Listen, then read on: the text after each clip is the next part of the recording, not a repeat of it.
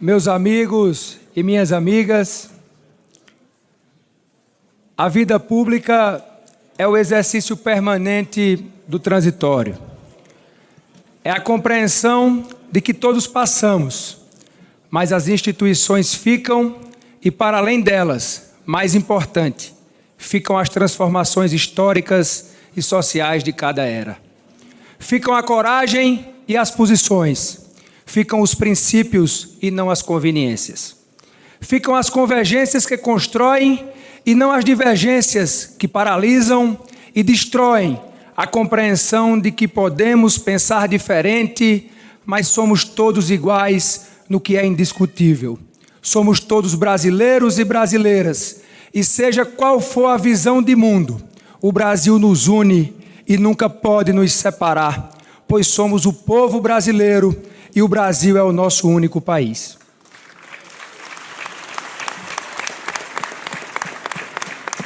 As glórias são efêmeras, mas os propósitos e os avanços o tempo nunca apaga. As paixões são radicais, mas são o equilíbrio e a razão que conduzem às horas mais difíceis.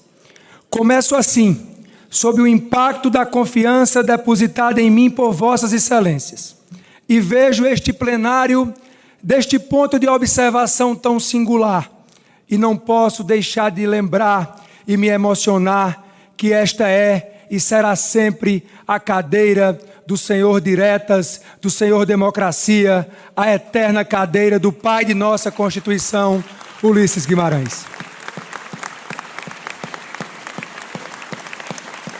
Assumo a presidência da Câmara dos Deputados com 3 compromissos, 3 únicas prioridades: servir ao Brasil, servir ao Brasil, servir ao Brasil. O povo brasileiro não quer discórdia, quer emprego. O povo brasileiro não quer luta pelo poder, quer que os poderes lutem por ele. O povo brasileiro não quer a divisão da ideologia, mas a multiplicação no seu dia a dia. Não temos tempo para errar. Chega de 0 a 0. O povo brasileiro quer resultado, quer emprego, quer melhorar de vida, quer educação melhor para seus filhos, quer mais segurança, quer viver melhor, quer um futuro melhor, um Brasil melhor.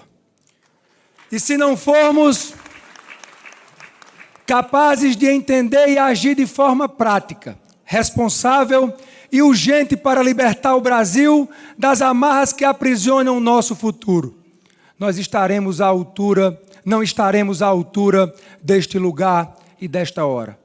Não podemos continuar desperdiçando o seu presente e sacrificando o seu futuro.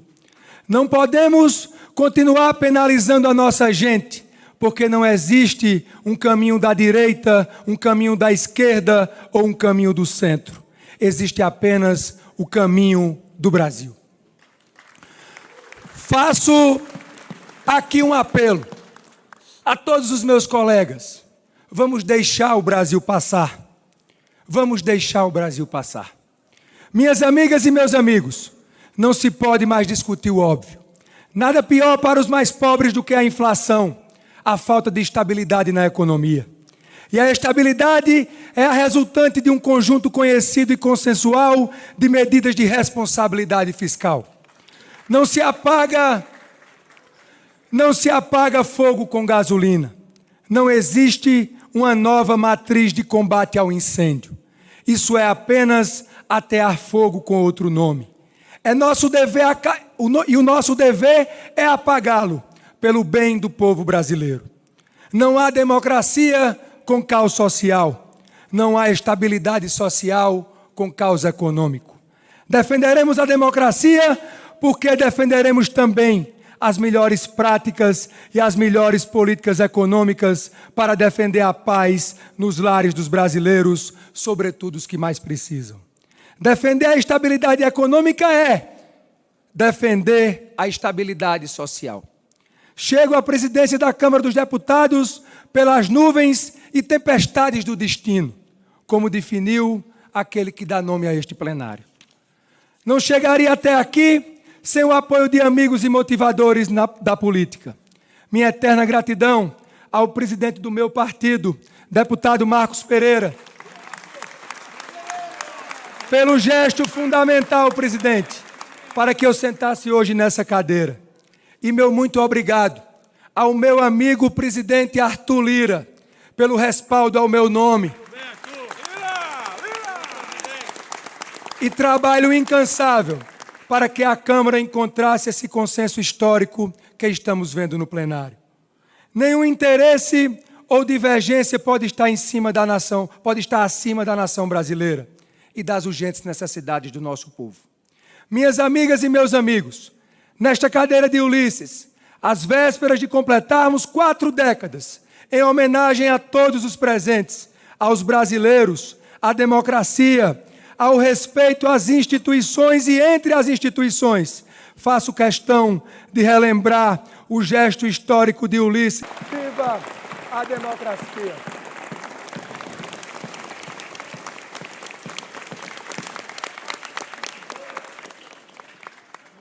E foi pelo MDB de Ulisses que cheguei nesta casa, com apenas 21 anos em 2011.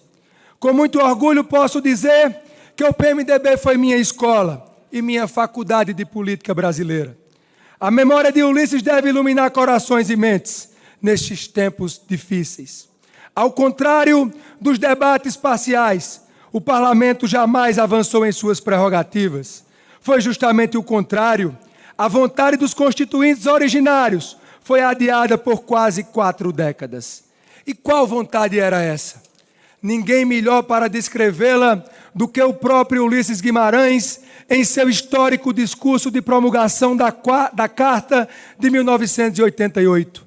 Pontificou Ulisses: se a democracia é o governo da lei, não só ao elaborá-la, mas também para cumpri-la, são o governo, o executivo e o legislativo. Repito, Ulisses, são o governo, o executivo e o legislativo. E Ulisses continua naquele dia histórico. O legislativo brasileiro investiu-se das competências dos parlamentos contemporâneos. Que competências eram e são essas? O parlamentarismo. Ele não pregou o parlamentarismo como nova forma de governo, mas disse que o parlamento se investia das competências dos parlamentos parlamentaristas contemporâneos. Ou seja, ele afirmava que o presidencialismo absoluto deixava de existir com a nova Constituição. Isso já em 1988. E mais do que afirmar, ele descrevia o que os novos mecanismos constitucionais previam. Ulisses, em seu discurso, desenhava a função constitucional deste parlamento já então. Palavras do senhor Constituinte. É axiomático que muitos têm maior probabilidade de acertar do que um só. Quem era um só? A que se refere Ulisses? O superpresidente, o presidencialismo absoluto, cuja sentença de morte estava sendo decretada naquele momento. Na inauguração da nova Constituição, no mesmo célebre discurso em que pronunciou a frase que ainda ecoa nestas galerias: tenho ódio e nojo à ditadura.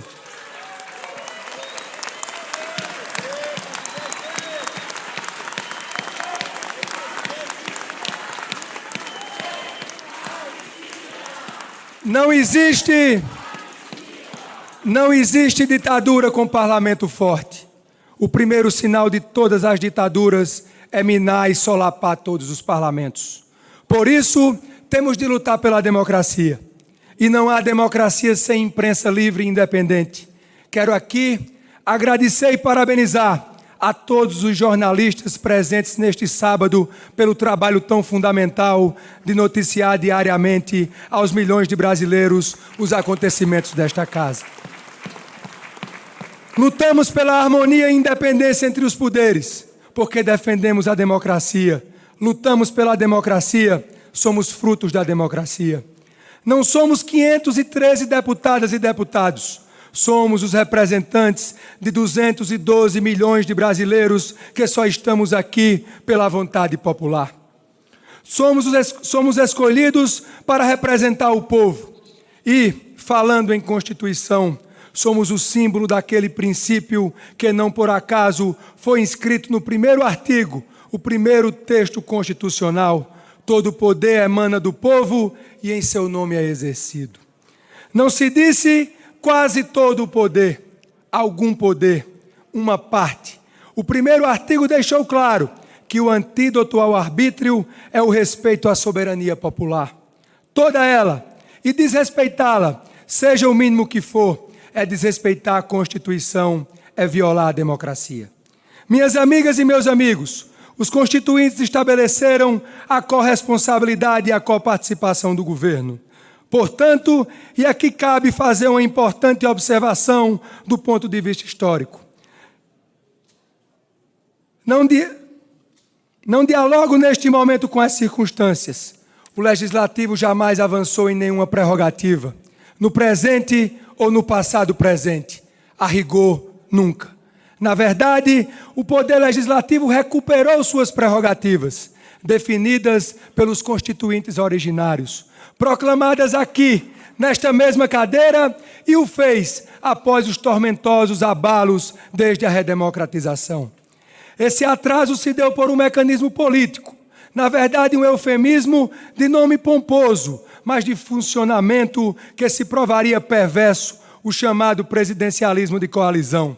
Nada mais, nada menos do que a alocação, o aluguel, o empréstimo do poder semipresidencial do Legislativo ao Executivo através de uma coparticipação não autônoma e independente, como inscrita na Constituição e descrita por Ulisses, mas submissa, subordinada sob o cabresto do poder do presidencialismo.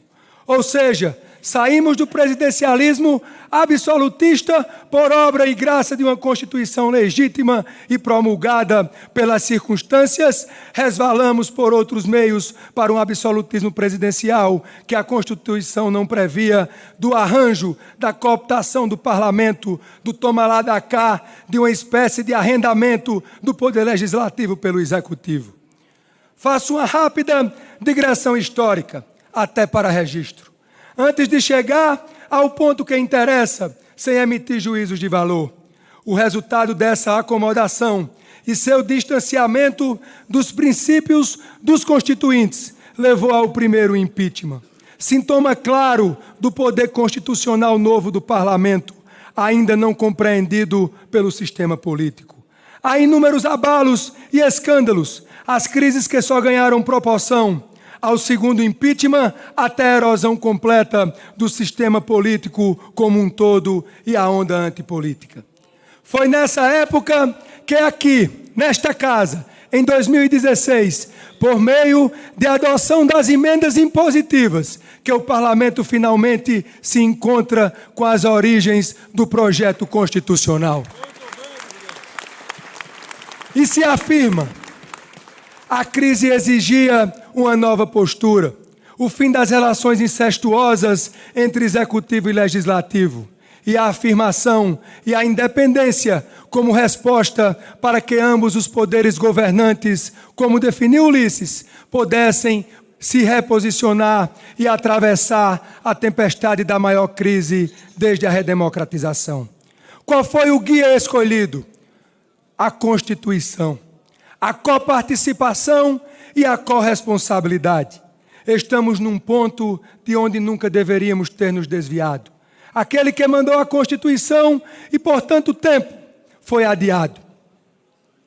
E é importante destacar, fazemos parte, todos nós, todas as senhoras e os senhores, fazem parte da solução e não do problema. Basta ver algumas das fundamentais contribuições, reformas e votações deste plenário, em que vossas excelências contribuíram a favor de um Brasil melhor. Minhas amigas e meus amigos, tenho a humildade de reconhecer que podemos e temos de nos aperfeiçoar sempre, mas tenho absoluta certeza também que o passado é um caminho sem volta, pois sabemos todos muito bem aonde termina. Termina na destruição da política, no colapso da democracia. E isso não podemos mais correr o risco de experimentar. Tem razão os que pregam por mais transparência. Sou o primeiro dessa fila. Sou a favor de uma radicalização quando falamos da transparência nas contas que são, por definição, públicas. Temos hoje tecnologias nas plataformas digitais capazes de acompanhar em tempo real cada centavo despendido por todos os poderes.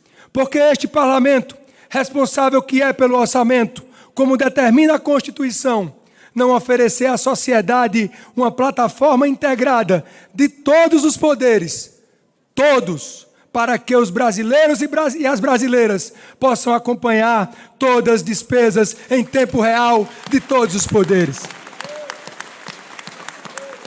Transparência total a todos. A sociedade brasileira agradece. Na questão da transparência, o que não pode haver é opacidades e transparências relativas, porque o princípio é o da igualdade entre os poderes. A praça, sempre lembremos, é dos três, e não de um, nem de dois poderes. E quando não é dos três, não é a praça da democracia. E todos defendemos a democracia, porque sem democracia, este livro não é a Constituição, não é a civilização. É um pedaço de papel, é letra morta, e vamos lutar pela Constituição, pela nossa Constituição. Tudo isso para concluir. Estamos virando uma página da história. Todos os ruídos dos últimos anos, o estranhamento dos diversos agentes diante da afirmação do Poder Legislativo, as reações geraram momentos de maior ou menor tensionamento. Agora sabemos que não estamos no ponto de chegada, mas no ponto de partida, onde nos colocaram os constituintes e que por décadas as circunstâncias não nos permitiram estar. Quando cada um reconhece o seu lugar, o nome disso é respeito. Passou o tempo do dedo na cara, é hora do olho no olho. O respeito não grita, o respeito ouve e se faz ouvir. Minhas amigas e meus amigos, partindo para as considerações finais, faço uma referência especial à importância da dinâmica de harmonia que deve existir entre os três poderes. Ninguém é dono da Constituição, todos somos seus devotos, defensores. E todos, sem exceção, devemos a ela obediência. A Constituição está acima de todos e nada ou ninguém acima dela, porque fora disso, a democracia que a concebeu estará ferida de morte. A democracia não tem dono, somos todos donos da democracia, porque se a democracia tem um dono, a democracia não é de ninguém. Democracia só é democracia se é de todos. Estaremos da independência e um sentinela permanente pela harmonia. Todos temos nossas raízes e há sempre um mistério que habita cada um de nós quando chegamos a este plenário, trazidos pela invisível e insondável vontade popular. Viemos todos das mais diferentes origens, com as mais diferentes trajetórias, e aqui nos encontramos para convergir, dialogar, discordar, mas, acima de tudo, cumprir o nosso dever com algo que está acima de nós, esta instituição e o que ela representa, o povo brasileiro, seus anseios, suas necessidades. No meu 4º mandato, venho da minha amada Paraíba e a minha amada Patos. A minha terra é o meu barro, minha família me moldou e me forjou, meu pai Nabô e minha mãe Ilana. A minha grande referência de vida, minha avó, uma guerreira, Francisca Mota. A minha felicidade de fazer você feliz nesse momento. Eu sou a flecha que um dia você lançou. Minha mulher Luana, a quem devo a minha felicidade, a parceira, as palavras sinceras na hora sempre certa e os amores da minha vida, Paola e Hugo Filho. Temos muito o que fazer. Antes de tudo, colegas de trabalho e de vida. Eu sei a responsabilidade que me espera e sei também que ninguém faz nada sozinho. Citando pela última vez Ulisses, muitos têm maior probabilidade de acertar do que um só. Vamos fazer o que é certo pelo bem do Brasil. O Brasil não pode errar e não podemos deixar que ninguém erre contra o Brasil. Temos de estar sempre do lado do Brasil, em harmonia com os demais poderes. Encerro com uma mensagem.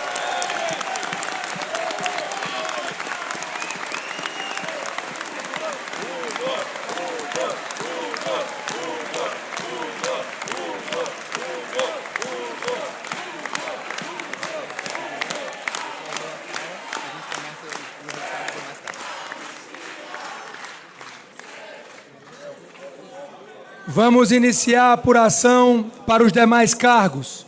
A mesa vai proclamar o resultado.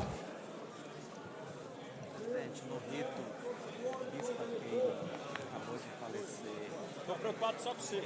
Samuel Ferreira, do Bispo Mundial, Opa, 440. Dentro do rito da sessão eu poderia ter um minuto.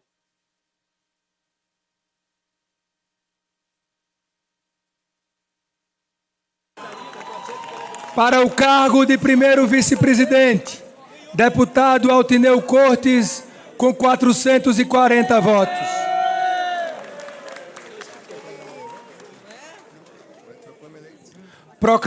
Proclamo eleito primeiro vice-presidente da Câmara dos Deputados para o biênio 2025-2027, o ilustre deputado Altineu Cortes, a quem convido a assumir seu lugar à mesa e assinar o termo de posse.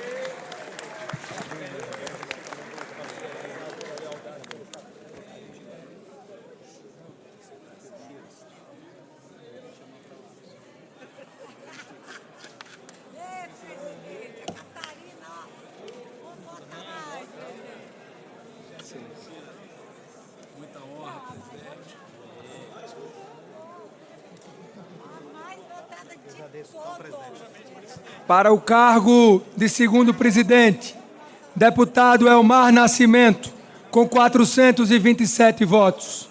Proclamo eleito segundo vice-presidente da Câmara dos Deputados para o biênio 2025-2027, o ilustre deputado Elmar Nascimento, a quem convido a assumir seu lugar à mesa e assinar o termo de posse.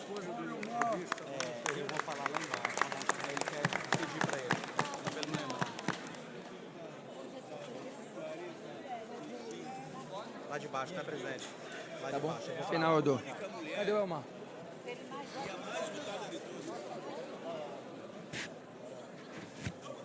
Obrigado. Gratidão. Lira, presidente. Lira. Ô, vota Catarina. Ganhou de todos os homens. Ganhou de todos os homens. Vamos tirar uma foto?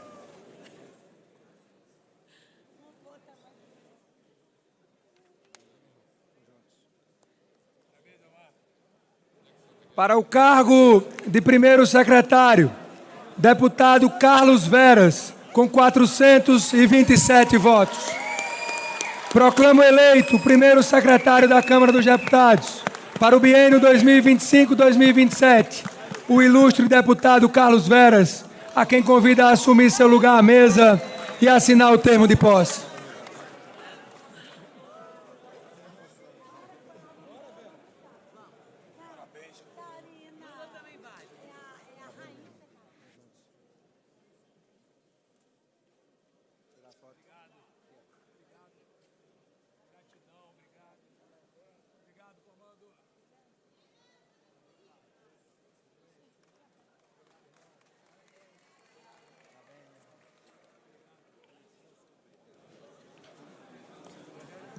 Para o cargo de segundo secretário, deputado Lula da Fonte, com 437 votos.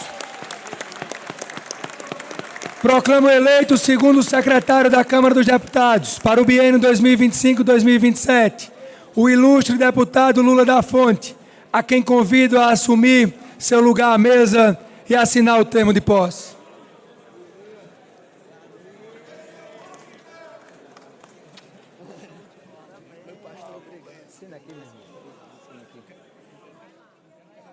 Tirar foto. Parabéns, meu. Obrigado, presidente. Boa noite. Tirar foto aqui, ó.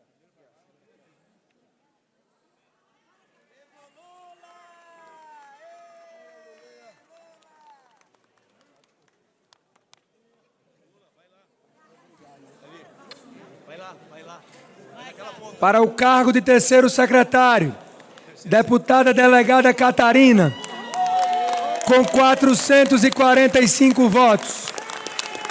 Proclamo eleita terceira secretária da Câmara dos Deputados para o biênio 2025-2027, a ilustre deputada delegada Catarina, a quem convido a assumir seu lugar à mesa e assinar o termo de posse para honrosamente representar a bancada feminina na mesa da Câmara dos Deputados.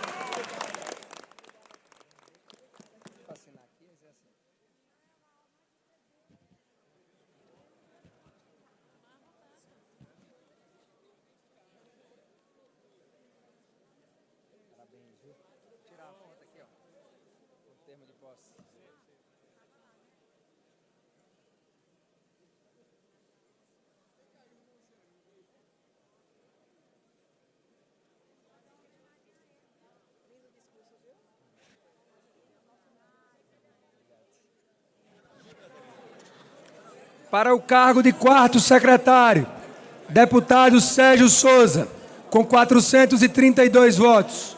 Proclamo eleito o quarto secretário da Câmara dos Deputados para o biênio 2025-2027, o ilustre deputado Sérgio Souza, a quem convido a assumir seu lugar à mesa e assinar o termo de posse.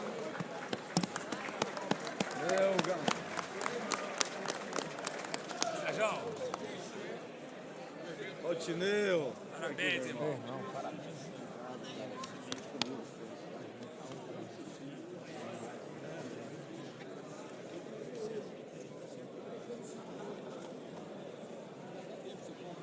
Tirar foto com o tema?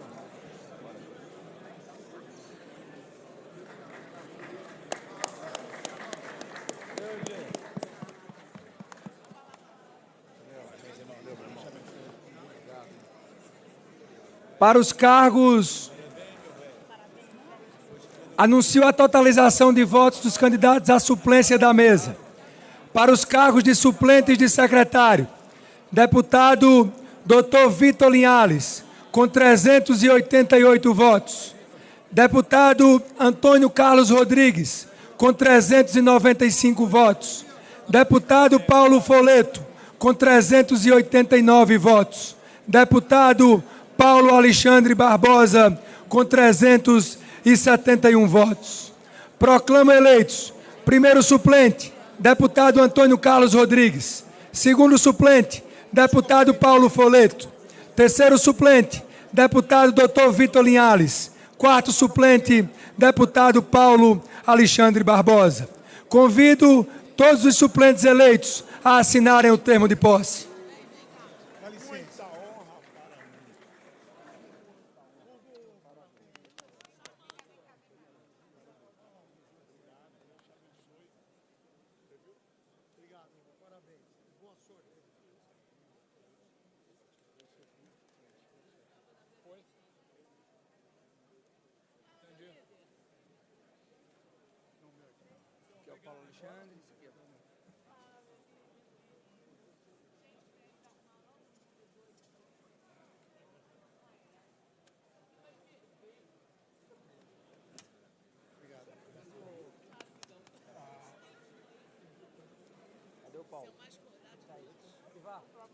E esse aqui, que é bordado também, mas não é Tua carinha, teu rostinho. Já chegou aí. Chegou algum mais? Chegou mais algum suplente, não? Meu Deus. Tá feliz? Parabéns.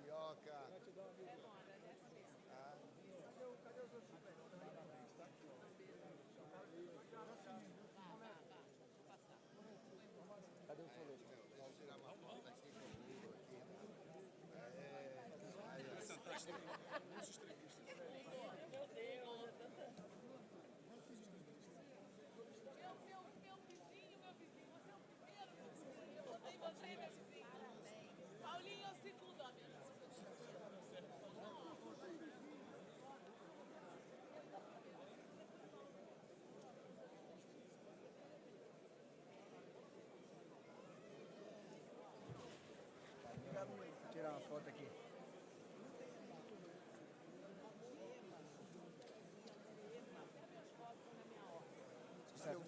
Obrigado, feliz, viu? Obrigado pela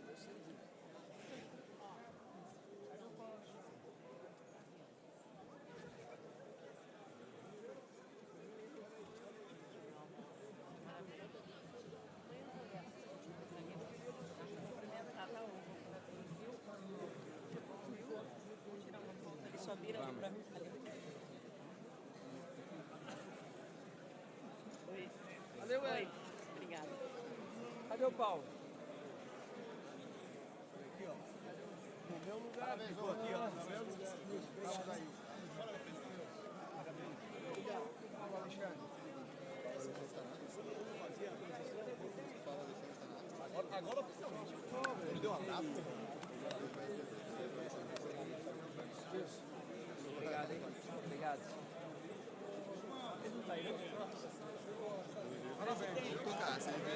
Presidente.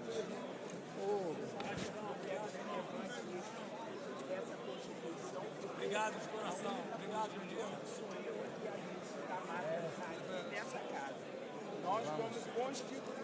Vamos tirar uma foto aqui. Isso. Fazer um registro.